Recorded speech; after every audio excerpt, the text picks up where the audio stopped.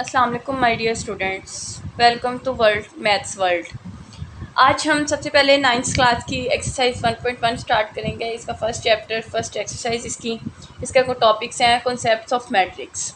Concepts of matrix exercise 1.1 के अंदर तीन जो मेन कॉन्सेप्ट्स हैं वो यूज़ किए गए हैं। Concepts of matrix, order of matrix और इक्वल मैट्रिक्स। ये तीनों कॉन्सेप्ट समझने के लिए सबसे पहले हमें ये जो एक वर्ड दिया हुआ है मैट्रिक्स, हमें इसको अंडरस्टैंड करना होगा कि ये सबसे पहले मैट्रिक्स क्या है और मैट्रिक्स किसे कहते हैं। हम सबसे पहले मैट्रिक्स को समझते हैं कि मैट्रिक्स क्या होता है। ये देखें आप, हमारे पास सबसे पहले हम मैट्रिक्स को डिफाइन करते हैं कि मैट्रिक्स क्या है। A matrix is an array of numbers.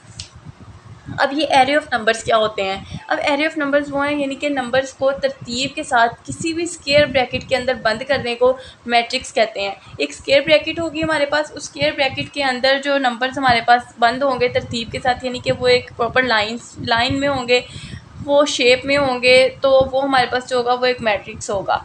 जो इस तरीके से आपको नज़र आ रहा है 6, 4, 2 और 5, 10 और 9 जो है ये हमारे पास एक मैट्रिक्स है। स्क्वायर ब्रैकेट के अंदर ये हमारे पास क्लोज है। स्क्वायर ब्रैकेट के अंदर एंट्रीज जो क्लोज होंगी वो हमारे पास मैट्रिक्स होगा।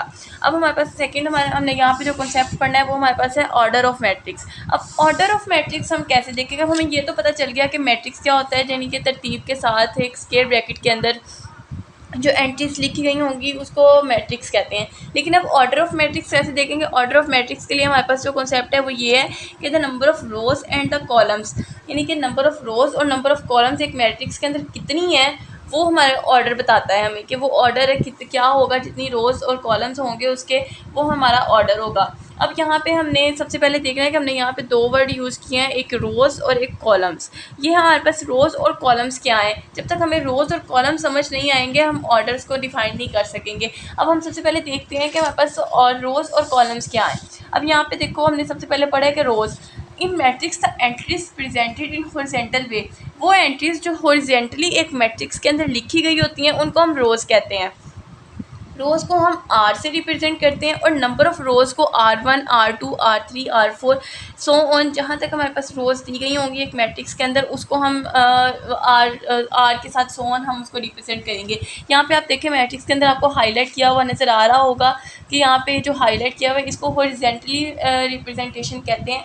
ये हॉरिजॉन्टली यहाँ पे जितनी भी रोज़ दी गई होंगी एक मैट्रिक्स के अंदर स्क्वायर ब्रैकेट के अंदर बंद होंगी वो हमारे पास नंबर ऑफ़ रोज़ होंगी। ये हो गया। और नेक्स्ट हमारे पास ऑर्डर के अंदर क्या चीज़ आती है? Number of columns. अब कॉलम्स यहाँ पे क्या आएंगे? In matrix all the entries presented in vertical way. अब दो ही चीज़ें हो सकती हैं, या वो हॉरिजॉन्टली हो सकती है या वो वर्टिकल हो सकती है। जो रोज़ हैं वो हॉरिजॉन्टली रिप्रेजेंट की जाती हैं और जो कॉलम्स हैं वो वर्टिकली रिप्रेजेंट किए जाते हैं। जो कॉलम्स हैं वो हम सी से रिप्रेजेंट करते हैं और उनके नंबर ऑफ़ कॉलम्स हैं C1, C2, C3 and so on. जहाँ तक हमारे पास कॉलम्स होंगे हम उनको रिप्रेजेंट करेंगे।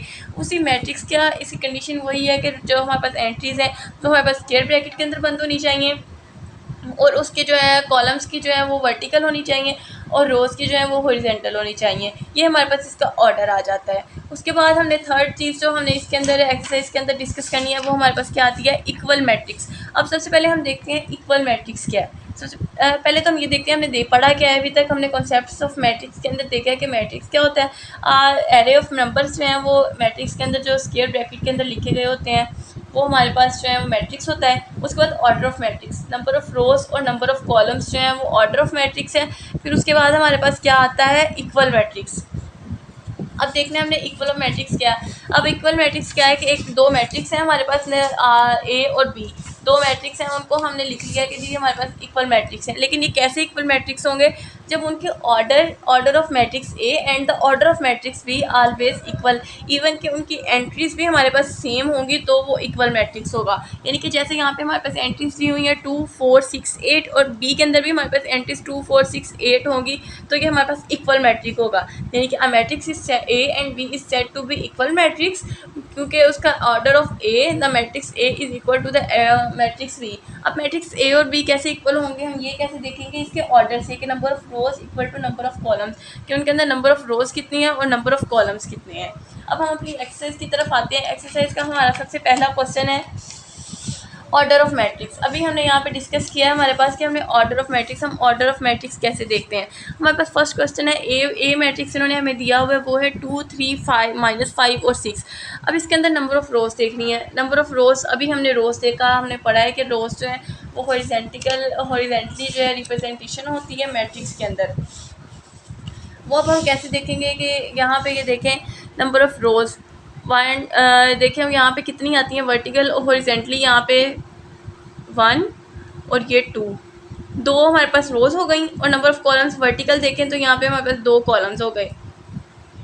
यहाँ पे हमारे पास नंबर ऑफ़ रोज़ 2 हो गई और नंबर ऑफ़ कॉलम्स भी हमारे पास 2 हो गए। तो इसका ऑर्डर हमारे पास क्या बनेगा, 2 रोज़ और 2 कॉलम्स। और इसका ऑर्डर हम कैसे लिखेंगे, ऑर्डर ऑफ मैट्रिक्स में हमेशा नंबर ऑफ़ रोज़ पहले आती हैं और नंबर ऑफ़ कॉलम्स बाद में आते हैं। तो इसका मैट्रिक्स का ऑर्डर क्या बनेगा, 2/2। अब इसी का हम एच पार्ट देखें तो एच मैट्रिक्स जो हमें दिया हुआ है वहाँ पे नंबर ऑफ़ रोज़ जो है हमारे पास कितनी है, 1 और 2। ये देखें हॉरिजेंटली जो है हमारे पास एक 1 और 2, ये 2 नंबर ऑफ़ रोज़ आ गई और 1 2 और 3 नंबर ऑफ़ कॉलम्स आ गए। यहाँ पे हमारे पास नंबर ऑफ़ रोज़ कितनी है, 2 नंबर ऑफ़ रोज़ हैं और 3 नंबर ऑफ़ कॉलम्स है। तो इसका ऑर्डर हमारे पास क्या बनेगा, 2/3, यानी कि इसके अंदर 2 रोज़ हैं और 3 कॉलम्स हैं। तो हमें पता कैसे चला, हॉरिजेंटली इसके अंदर 2 रोज़ हैं और वर्टिकली देखें तो वर्टिकली रिप्रेजेंटेशन के अंदर इसके अंदर हमारे पास 3 कॉलम्स हैं। नेक्स्ट हमारे पास क्या आता है, इक्वल मैट्रिक्स। इसके जो बाकी पार्ट्स हैं क्वेश्चंस के वो आप देख के खुद करें, आपको पता चल जाएगा, बहुत ईजी है वो क्वेश्चंस। आप ट्राई करें, आपसे हो जाते हैं तो ठीक है, नहीं तो आप कमेंट बॉक्स में मुझसे पूछने में आपको क्वेश्चंस क्लियर कर दूँगी। जो नेक्स्ट हमारे पास आता है वो है इक्वल मैट्रिक्स। अब इक्वल मैट्रिक्स हमारे पास क्या है, अभी हमने पढ़ा है कि इक्वल मैट्रिक्स हमारे पास वो है जो एक मैट्रिक्स के number of order of matrix A and the order of matrix B is always equal, even के एंट्रीज भी उनकी जो है हमारे पास इक्वल होनी चाहिए। अब देखें हमारे पास क्या है, यहाँ पे मैट्रिक्स ए है। अब यहाँ पे हमें जितने मैट्रिक्स दिए हैं इनके अंदर हम देखेंगे कि हमारे पास सेम मैट्रिक्स जो है वो कहाँ पे आ रहा है।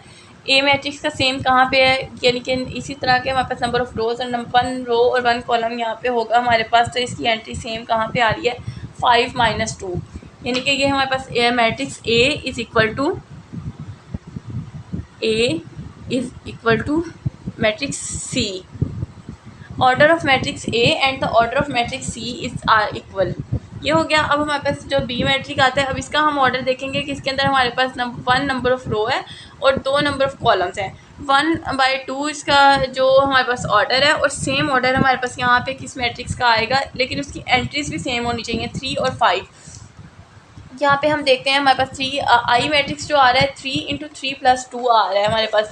अब आई मैट्रिक्स जो है, अब ये देखिए हमारे पास ए मैट्रिक्स बी मैट्रिक है 3 और 5, यानी कि बी मैट्रिक्स हमारे पास है 3 और 5 और आई मैट्रिक्स भी हमारे पास 3 और 5।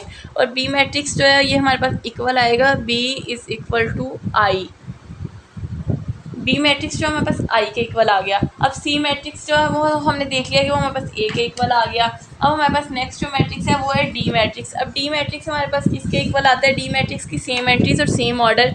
अब देखें हमारे पास यहाँ पे तो कोई नहीं है, सेम नहीं आ रहा हमारे पास, इसलिए हमारे पास डी मैट्रिक्स जो है वो अनइक्वल मैट्रिक्स है।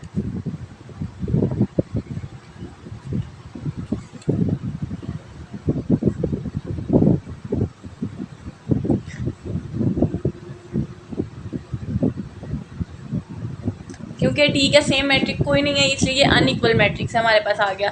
ठीक है, उसके बाद हम नेक्स्ट देखते हैं, हमारे पास ई मैट्रिक्स आ जाता है। और ई मैट्रिक्स हमारे पास इक्वल आता है, किसके इक्वल आता है, इसके नंबर ऑफ़ रोज़ और नंबर ऑफ़ कॉलम्स के साथ। इसकी एंट्रीज हमारी कहाँ पे सेम है, ई मैट्रिक्स भी हमारा इसके साथ सेम एंट्रीज। आप ज़रा गौर करें, बुक के ऊपर आप देख सकते हैं कि यहाँ पे सेम एंट्रीज और सेम नंबर ऑफ़ रोज़ और कॉलम्स के साथ हमारे पास कोई नहीं आ रहा। ई मैट्रिक्स है, ई मैट्रिक्स भी हमारे पास यहाँ पे किसी के इक्वल नहीं है। इसकी जो नंबर ऑफ़ रोज़ हैं वो तो इक्वल है हमारे पास मैट्रिक्स के, लेकिन इसकी एंट्री सेम नहीं है। सो हमारे पास जो ई मैट्रिक्स है वो भी किसी के इक्वल नहीं है, अनइक्वल मैट्रिक्स है।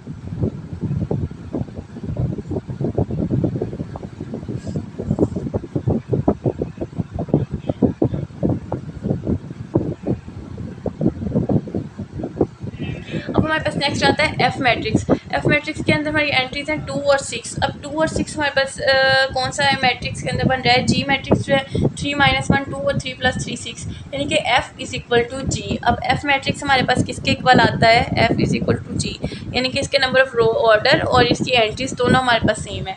एच मैट्रिक्स जो है वो हमारे पास 4 0 6 2। जे मैट्रिक्स हमारे पास रह जाता है और जे मैट्रिक्स का ऑर्डर हमारे पास क्या है, 2 + 2 2 - 2 0 4 और 0 6 और 2। ये हमारे पास एच मैट्रिक्स का ऑर्डर और एच मैट्रिक्स की एंट्रीज जो है वो हमारे पास इक्वल आ जाती हैं। ये देखें हमारे पास ये है इक्वल मैट्रिक्स। इक्वल मैट्रिक्स के अंदर अभी हम दोबारा देखते हैं कि इक्वल मैट्रिक्स के अंदर इसके orders, number of rows and number of columns और उसके मैट्रिक्स के अंदर दी हुई एंट्रीज़ वो सब हमारे पास इक्वल आए तो हमारे पास जो मैट्रिक्स होगा वो इक्वल मैट्रिक्स होगा। ये अभी हमने एक्सरसाइज 1.1 के जो है फर्स्ट 2 पार्ट्स कर लिए हैं। इसके अंदर जो क्वेश्चंस रह गए हैं फर्स्ट पार्ट के अंदर वो आप खुद करने की ट्राई करें, आपको इंशाल्लाह समझ आ जाएगी। और जो नेक्स्ट पार्ट है इसका थर्ड वाला वो हम नेक्स्ट वीडियो के अंदर देखेंगे और वो आपको इंशाल्लाह इससे भी ज़्यादा आसान तरीके से समझाऊंगी कि आपको बहुत इजीली समझ आ जाए। चलिए अब तक के लिए अल्लाह हाफिज़। आपको जो चीज़ समझ ना आए आप कमेंट बॉक्स में पूछ सकते हैं। अपना ख्याल रखिएगा। अल्लाह हाफिज़।